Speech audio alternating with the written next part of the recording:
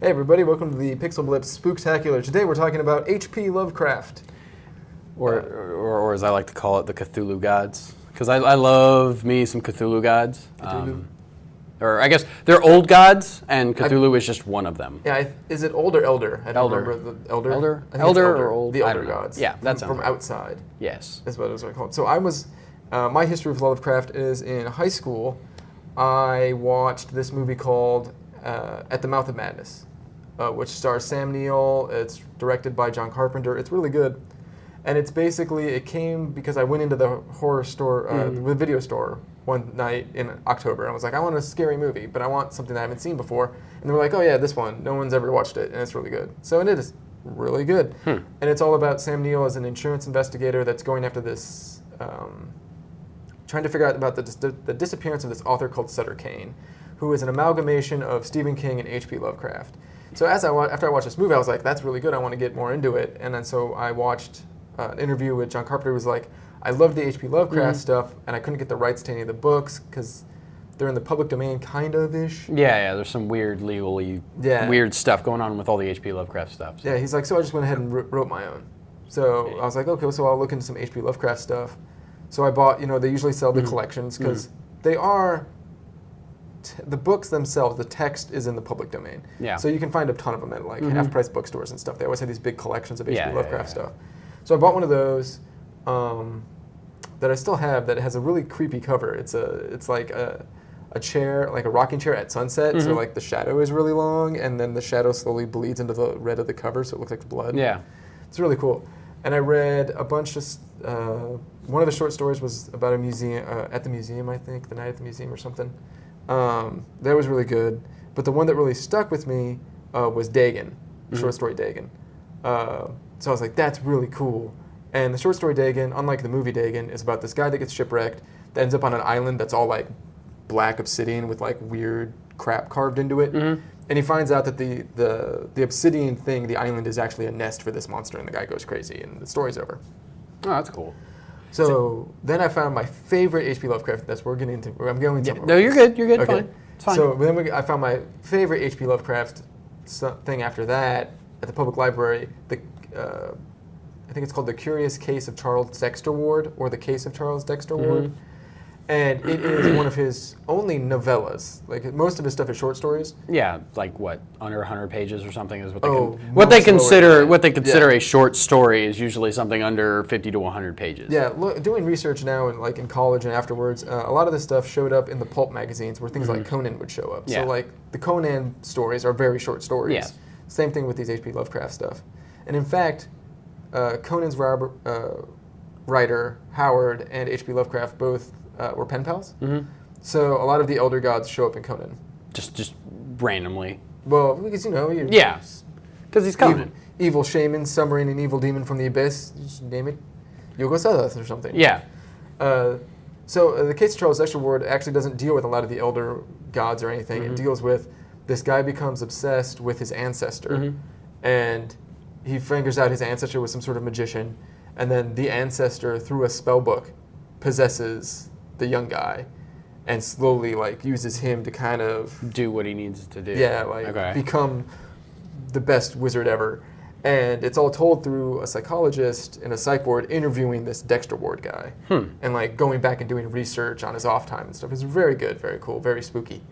And that's the cool thing about Lovecraft is that it's not gory because he never shows you anything. Yeah, he never explains, he never draws that out, like draws you the big picture like a Tolkien would. Yeah. You know? He's the anti-Tolkien. Where Tolkien goes like detail, detail, detail. He leaves it up for your... is just like the dude, like the passage I was thinking of, I think is in Dexter Ward. The psychologist goes to this castle where the guy's been doing experiments, and he opens a pit and looks down in the pit, and it says like, in that moment he knew that thing that he saw in the shadows, what it really was, and at that moment he was as crazy as anyone that he had ever interviewed in the asylum.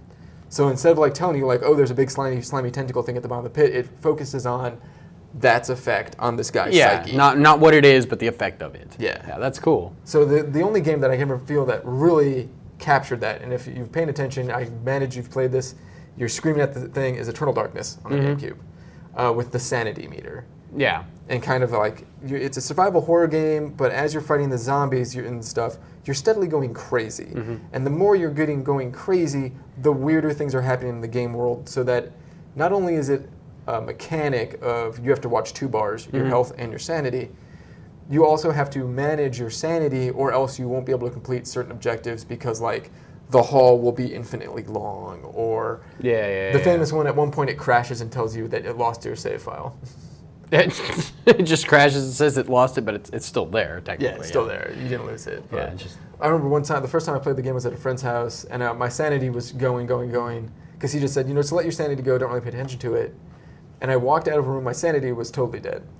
Either the insanity was maxed out. So I walk out of a room and then turn around and walk back in it, and the camera had flipped so that I was walking on the ceiling.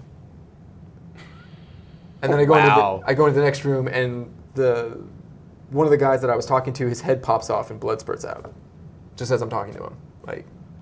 Because that's how that game is made. Yeah. Just once it gets above a certain point, everything just kind of goes crazy and weird. Yeah. That's really neat. That your grasp on the reality within the game becomes a thing. Yeah. That's cool. And see, I never really got into H.P. Lovecraft stuff, right? Like, most of what I know is the stuff that people bring up on the internet. Reanimator? Huh? Everyone knows Reanimator. Yeah, and Reanimator and things like that. And really, as far as games are concerned, one of the games that I actually liked playing, it's like an old school JRPG. It's called Cthulhu Saves the World. And in which point, in that game, you play Cthulhu, and your abilities are like to make creatures go insane, and then they either do more damage or take less damage. Or apologies to anyone out there if we are pronouncing any of these names. Oh, I'm sure we are.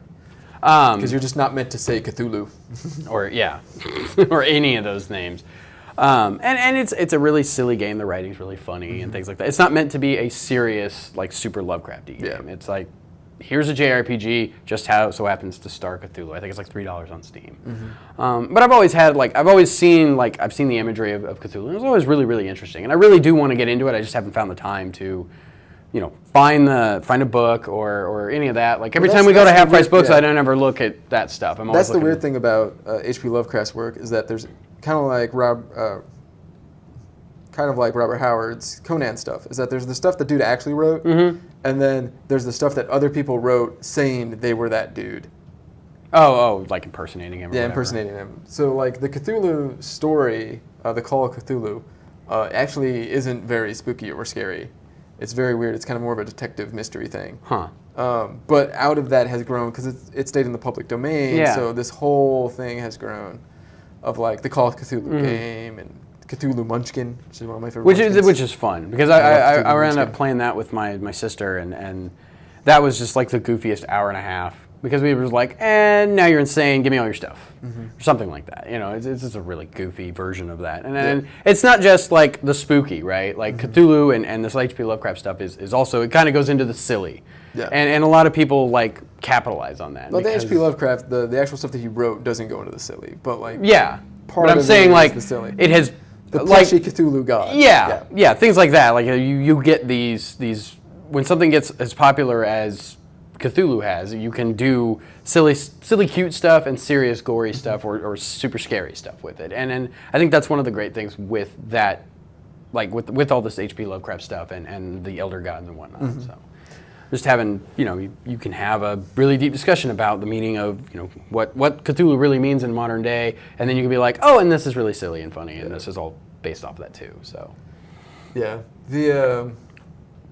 that we're talking about the type of games that really because the thing about H.P. Lovecraft's writing is, like I said, he doesn't focus on the monsters so much as he focuses on the effect of that monster on the narrator, on humanity, and how they go nuts and crazy. So, like, Silent Hill is a good example.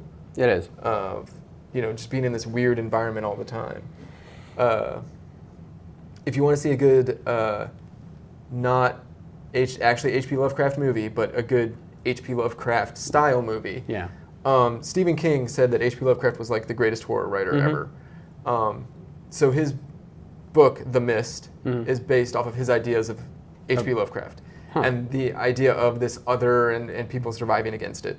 So the movie The Mist, starring Thomas Jane, which is actually by Frank Darabont, who did the first season of The Walking Dead, is very, very good. And I 100% recommend that movie. That is an awesome movie. Same thing with The Mouth of Madness, also a great movie.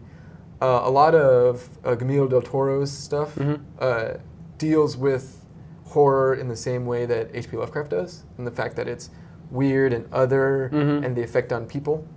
So even though Pan's Labyrinth isn't really scary, I always think of it as an H.P. Lovecraft thing. It is kind of weird. Yes. Like it's very, very weird, and it leaves you thinking some very odd things about like what's going on in that world. On that note, both Hellboy movies are very solidly H.P. Lovecraft. Yeah. All the Hellboy stuff is very influenced by H.P. Lovecraft. Yeah, I can see that. Yeah, no, I mean, the second one, there's a giant tentacle monster, so. Yeah, hey. Cool. Yeah, very cool. Guillermo del Toro does a lot of really cool things. Trying to think what other things strike me as distinctly H.P. Lovecraft. Guillermo del Toro has been threatening for a long time that he's going to do an adaptation of At the Mountains of Madness, which is really cool. Tom Cruise is supposed to be in it. Yeah, but I was reading an article about that, and there's some weird hang up, and I don't know what it is. I think I don't think any studio wants to fund it. I think is what it is. Because it's going to be an R-rated, $300 million movie, and they don't think they can get the return on the investment in that, and that's kind of sad, right? Like, but why not? You can get $10 million for a Mega Man game, or $8 million for a Mega Man game on Kickstarter. Oh, I don't think you can get $300 million for a Kickstarter. Point at which Kickstarter is just not enough. Yeah, I don't think Kickstarter would be a good place to do it, but it might work if you went like Indiegogo and Kickstarter and all these other things all at once. Maybe. I don't know. I mean, you got to think out of that $300 million, at least 10 of those, or at least 10% of that is probably Tom Cruise's paycheck. Yeah, but he's also funding the movie. Tom Cruise he's helping to fund the movie? Yeah, it's going to be one of his production. Oh, wow. What's his name of his production? Plan B is Brad Pitt, and I used to know what one Tom Cruise was. Wow. But yeah, so a lot of the Tom Cruise movies, like, he actually finances. He helps finance those movies. Yeah. That's cool. Well, that's because he's got Superbank. Well, yeah, and in Hollywood, the big thing you want in Hollywood isn't the paycheck. You want the return after on the box office. The royalties and stuff. Yeah. So that's the hang up with that was the hang up with Avengers 2. That's cool though. Yeah. So maybe that movie will come out. I mean, Guillermo del Toro has always done really cool things. The kaiju in Pacific Rim are all very Lovecraft inspired. Cloverfield. In terms of, I think that's a very because they never actually show the monster really. They show him like towards the end of the movie, but like by that point he's built up so much in your mind, and there's just weird stuff happening. Yeah. And it's all the effects on these people, and it was really cool. That's cool. Also, a shout out to the last thing we'll do here is the Reanimator movies. I forgot the guy's name, but Reanimator 1, really cool. Reanimator 2, not so much. Beyond Reanimator, really cool. Also, there was a Dagon movie that's based off of both the Dagon short story and Innsmouth, which is about this town that's like closed off from everyone and has inbred with fish people. Ew. Yes. Also really cool. There is a Call of Cthulhu silent film that's really good. Like somewhat modern day, or like I was going to say like a 1920s silent film. I want to say it was at least done the last 10, 20 years. So sometime in the 90s to today. Yes. So really cool. And we talked about before, John Carpenter's The Thing. It's a good H.P. Lovecraft style movie. Yeah. So we will see you back in a few days.